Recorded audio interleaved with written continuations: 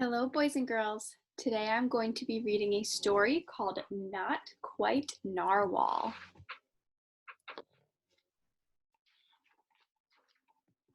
Not Quite Narwhal.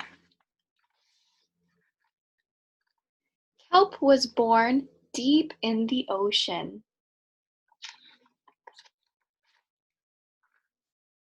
He knew early on that he was different from the other narwhals. His tusk wasn't as long as everyone else's. He had different tastes in food, and he wasn't a very good swimmer. But his friends didn't seem to mind, so Kelp decided he wouldn't either. That is, until he was swept away by a strong current. I wish I were a better swimmer.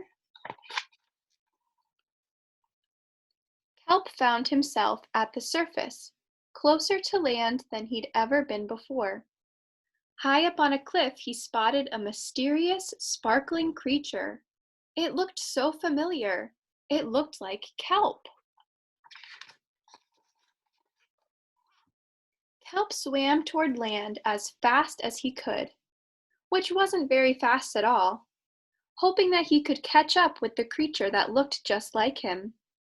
When he finally reached the shore, Kelp felt a little bit anxious. He had never left the ocean. He was nervous about walking for the first time, but the land creatures made it look so easy.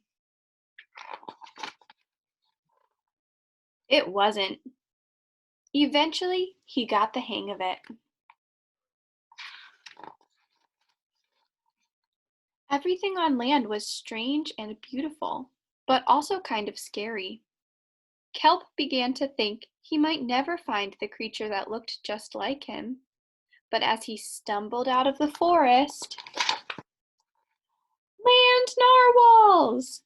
Actually, we're unicorns, and by the looks of it, so are you. Kelp had never heard of unicorns before. They taught him all sorts of new things about his tusk. We call them horns. Wow. They introduced him to unicorn delicacies, unicone, and they showed him how to gallop. There was no doubt that Kelp was, in fact, a unicorn. He was having so much fun, he didn't want to leave. But then he remembered all of his friends under the sea. Kelp missed them terribly, so he said goodbye to the unicorns and returned to the ocean. Come back soon!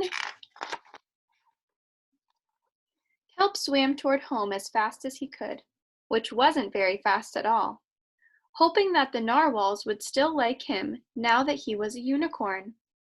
When he finally arrived, Kelp had butterflies in his stomach. Kelp! Welcome home! Kelp took a deep breath and told his friends the news. It turns out I'm not a narwhal. Of course you aren't. I'm a unicorn. We all knew that. They took it quite well. Kelp was happy to be home, but now that he'd experienced life on land with the unicorns, he couldn't seem to forget them. Did he want to be a land narwhal with the unicorns, or a sea unicorn with the narwhals? Kelp couldn't decide, but then he realized that maybe, just maybe, he didn't have to choose.